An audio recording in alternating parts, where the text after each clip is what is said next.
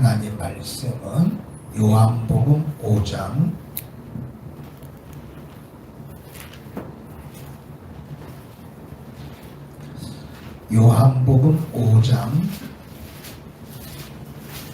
37절에서 40절까지 요한복음 5장 37절에서 40절까지 교독합니다.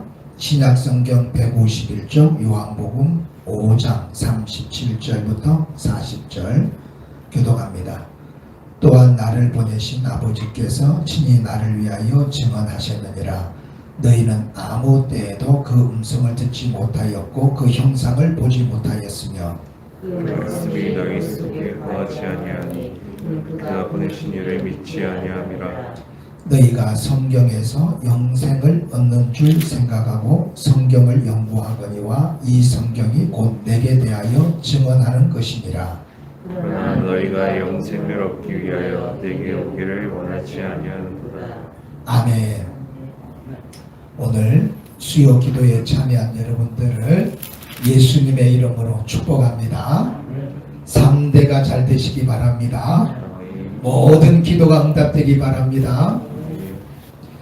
오늘은 성경이 진리라는 증거에 대해서 말씀을 보려고 합니다. 여러분, 책이 세상에 많은 책들이 있는데 어떤 책은 허구를 기록한 책이 있습니다.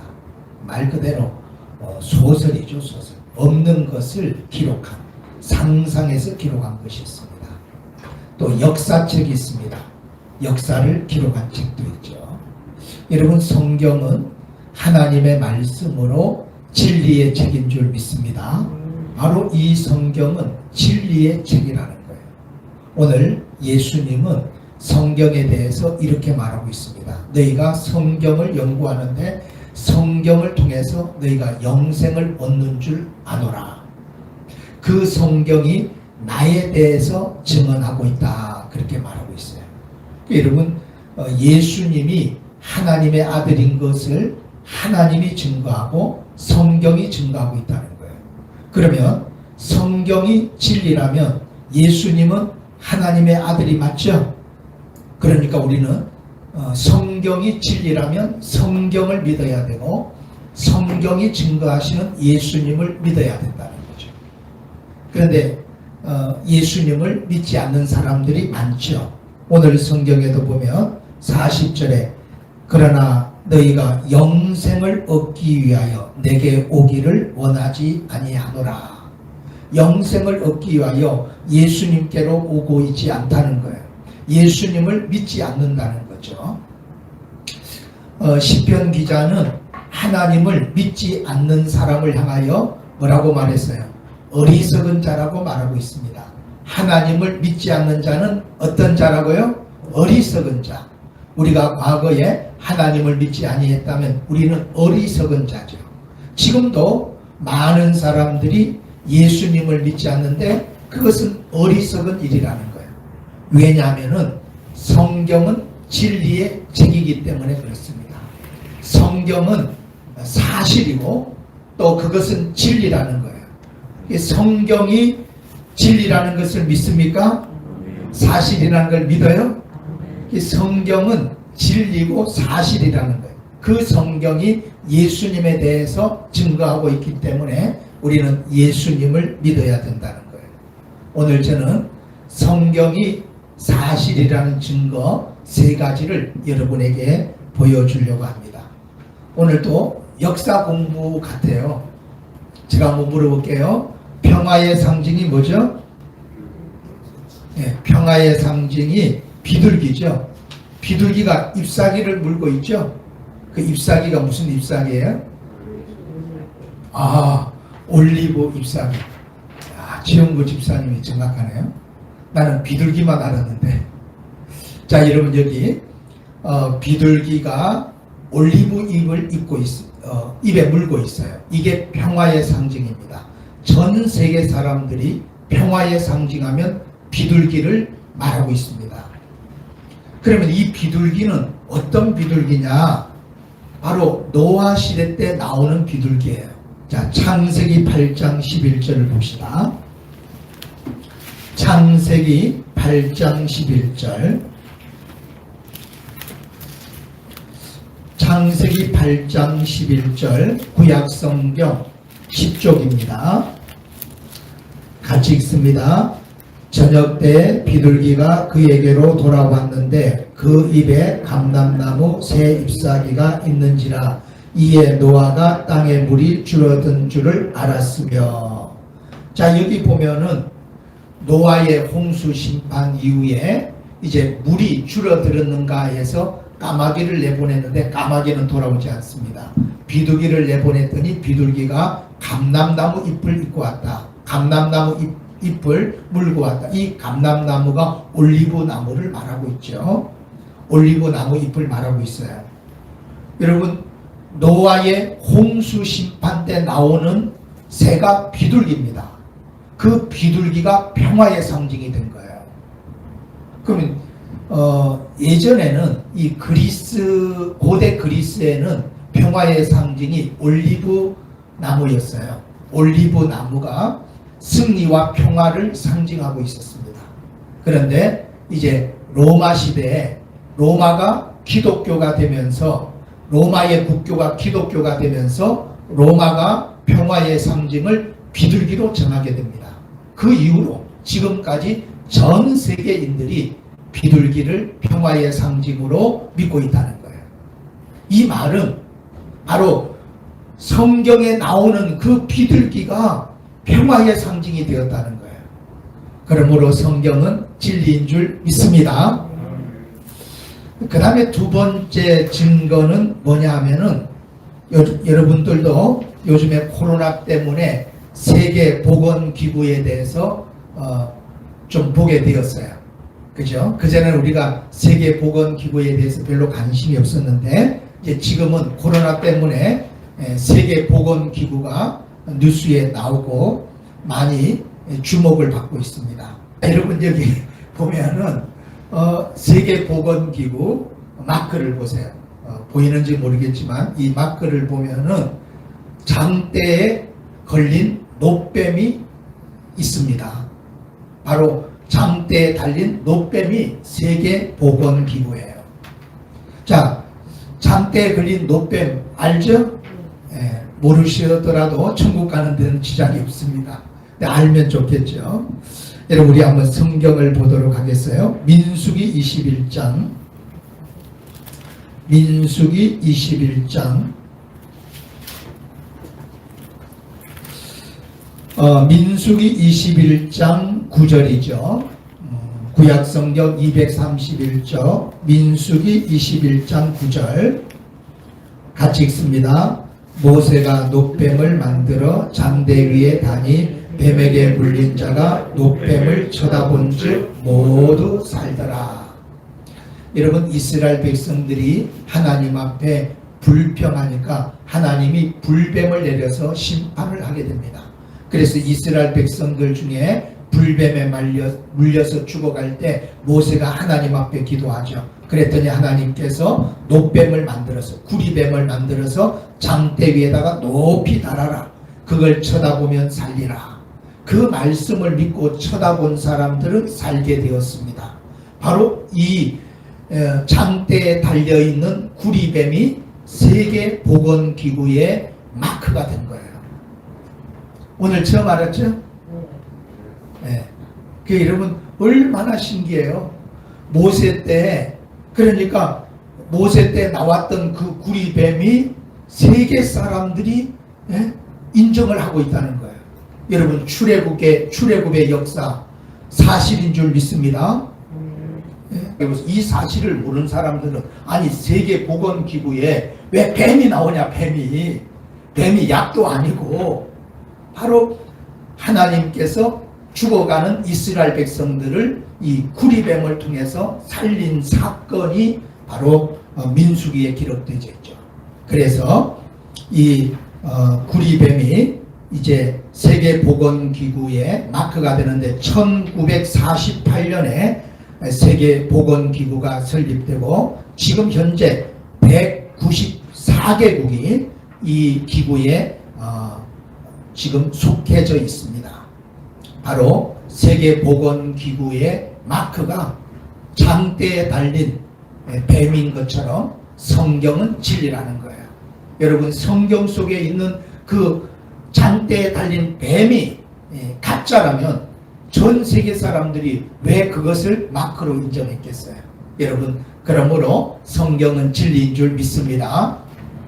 세 번째 성경이 진리라는 사실은 바로 예수님의 탄생이에요. 예수님이 하나님의 아들로 이 땅에 오신 것을 우리가 알게 됩니다. 자, 누가복음 2장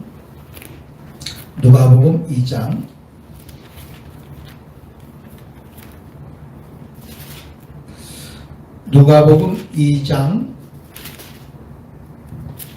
11절부터 14절까지 누가복음 2장 11절부터 14절 신약성경 88쪽 교독하겠습니다. 오늘 다윗의 동네에 너희를 위하여 구주가 나셨으니 곧 그리스도 주시니라. 너희가 가서 공부에서의 구유에 있는 악기를 부르니 너희에게 표식이니라 하더니 호련히 수많은 천군이 그 천사들과 함께 하나님을 찬송하여 이르되 지극히 높은 곳에서는 하나님께 영광이요 땅에서는 하나님이 기뻐하시는 사람들 중에 평화로다 하니라. 아멘. 다윗의 동네에 너희의 구주가 나셨으니 곧 그리스도 주시니라. 바로 다윗의 자손 예수 그리스도 하나님의 아들이 다윗의 동네 베들레헴에 태어나게 되죠. 바로 마국간에 태어난 그 아이가 표적이 되는데 그때 하늘로부터 천사들이 나타나서 하나님을 찬송하고 하늘에서는 영광이요 땅에서는 평화로다 이렇게 찬송을 했습니다. 예수 그리스도의 탄생이 성경이 진리라는 증거죠. 예수님의 탄생으로 인류의 역사가 바뀝니다. 그래서 역사가 어떻게 바뀌어요? BC와 AD로 바꾸게 되죠. 그러니까 지금 우리는 AD 몇 년? 지금 우리는 AD 몇 년에 살고 있어요? 2021년 AD 2021년 예수님 오기 전의 역사를 BC 예수님이 오기 전의 역사죠. 그래서 뭐 기원전, 주전 이렇게 얘기를 합니다. 예수님이 오신 다음에 역사가 바뀌게 되죠. 그래서 AD라고 그러죠. AD는 아노 도미네 그런 뜻이에요. 이 아노 도미네는 바로 주님의 해다 그런 뜻이에요. 주님이 오신 이후의 역사를 말하고 있습니다. 그래서 AD라고 말하고 있어요. 한국의 기독교는 바로 이것을 주후로 해석을 하고 있습니다. 주후 2021년이라고 얘기하고 있죠. 바로 여러분 인류의 역사를 예수님의 탄생이 바꿔놓았다는 거예요. 그것을 전 세계 사람들이 믿고 사용하고 있다는 거예요. 그렇죠? 심지어는 불교를 믿는 사람도 이슬람을 믿는 사람도 하나님을 믿지 않는 사람들도 바로 이 예수님의 역사책을 그대로 예수님의 역사를 인정하고 받아들이고 있다는 거예요. 그래서 주전, 주로 나누어졌다는 거죠. 그러므로 성경은 진리인 줄 믿습니다. 오늘 여러분들은 이 놀라운 사실을 믿게 된 것이 하나님의 은혜예요. 우리가 지혜로워서 이것을 믿은 것이 아니고 하나님이 은혜 주셨기 때문에 우리는 성경을 믿게 되었고 예수님을 믿게 된 줄 믿습니다.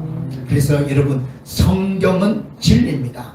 바로 진리인 성경이 증거하는 예수님은 하나님의 아들이고 우리가 그분을 믿을 때 영생을 얻게 됩니다. 우리 모든 성도님들이 성경에서 증거하는 예수 그리스도를 믿음으로 영생을 얻기를 주님의 이름으로 축복합니다. 여러분 이 성경은 뭐라고요? 진리의 책이다. 아시겠죠? 소설책이 아니에요. 어떤 사람은 잠이 안 오면 성경책을 배우고 자면 잠이 잘 온대. 여러분 성경책은 잠이 잘 오게 하는 책이 아닙니다. 성경책은 진리의 책이고 하나님의 말씀이고 이 성경을 통해서 우리가 영생을 얻고 우리 인생이 변화를 받게 되는 거예요. 그럼 우리 성도님들이 성경을 중요시 여겨야 돼요. 하나님 말씀을 우리가 가슴에 새기고 말씀대로 살아야 됩니다. 성경을 읽다가 변화된 사람들이 많이 있는데 그 중에 대표적인 사람이 어거스틴이에요. 어거스틴. 들어보셨어요? 네. 못 들어봐도 천국 가는 데는 지장이 없어요. 여러분 어거스틴은 아우구스티누스를 말하고 있습니다. 아우구스티누스를 우리는 이제 어거스틴이라고 말하고 있는데 아우구스티누스 세계사에서 배웠죠? 네. 뭐 학교 다닐 때 제대로 공부 안 한 사람은 아우구스티누스가 누군지 모를 거예요. 여러분 소크라테스에게 영향을 받은 사람이 플라톤이고 플라톤에게 영향을 받은 사람이 아우구스티누스. 아우구스티누스는 세계적인 철학자고 또 교부죠. 네. 자, 이 아우구스티누스는 어머니가 기독교 신자였고 아버지가 마니교 신자였습니다. 이단에 빠진 그런 아버지였어요. 그 두 사이에서 태어나가지고 어렸을 때는 어머니를 따라서 교회를 잘 다니게 됩니다. 그러다가 사춘기가 되면서 방탕하게 됩니다. 그리고 이제 아버지의 영향을 받아서 이단에 빠지게 됩니다. 이단. 여러분 지금 우리나라도 이단이 있잖아요. 여러분 안산홍이라고 있어요. 그 사람은 죽었어요. 그런데 그 사람을 믿는 사람들은 안산홍 씨가 부활할 거를 믿고 있는 거예요. 얼마나 어리석어요. 여러분 사람이 어떻게 죽은 사람이 어떻게 부활해요? 예수님은 부활한 줄 믿습니다. 우리도 나중에는 부활할 줄 믿습니다. 근데 어리석잖아요. 자기의 교주가 죽었는데도 불구하고 여전히 부활할 걸 믿고 있단 말이에요. 이 아우구스티누스도 어렸을 때 아버지를 따라서 마니교에 빠지게 됩니다. 그리고 17살에 창녀와 결혼을 하게 됩니다. 그리고 사생아를 낳게 됩니다. 이런 방탕한 생활을 하게 돼요. 그래서 그의 어머니 모니카가 평생을 아들을 위해서 눈물로 기도합니다. 그래서 모니카의 얘기가 나오는데 수십 년을 아들을 위해서 기도하는데 아들이 점점 더 방탕하는 거예요. 너무 힘들어서 목사님께 찾아가죠. 목사님 제가 우리 아들을 위해서 기도하는데 왜 이렇게 우리 아들이 방탕합니까? 그랬더니 목사님이 뭐라고 말했어요? 더 기도하십시오. 더 기도하십시오. 결국 모니카의 기도가 하나님 앞에 응답이 됐죠. 아우구스티누스가 30이 되었을 때 그가 음성을 듣게 됩니다.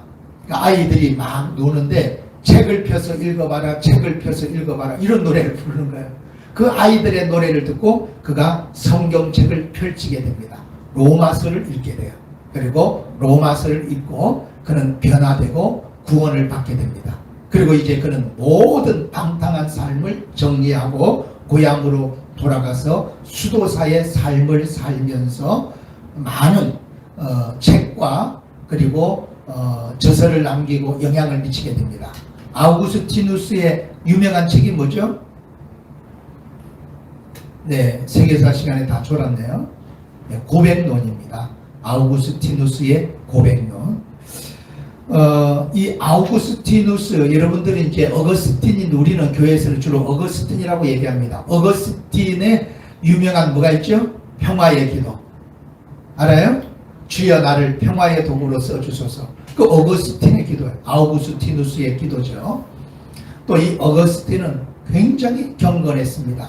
모든 것을 버리고 빈자의 삶을 삽니다. 굉장히 가난하게 살면서 하나님 말씀을 지키려고 애를 썼고요. 그의 영성이 얼마나 깊었는지 새하고 얘기했다고 기록되어 있습니다. 새하고 얘기해봐서 보셨어요? 네. 그의 영성이 얼마나 깊었는지 새하고 대화를 나눴다 그런 기록까지 있어요. 아우구스티누스는 바로 성경을 읽다가 거듭나고 변화되고 세계적인 철학자가 됩니다. 오늘 여러분도 성경을 가까이 하고 성경을 믿음으로 말미암아 여러분의 삶에 변화가 있기를 주님의 이름으로 축원합니다. 네.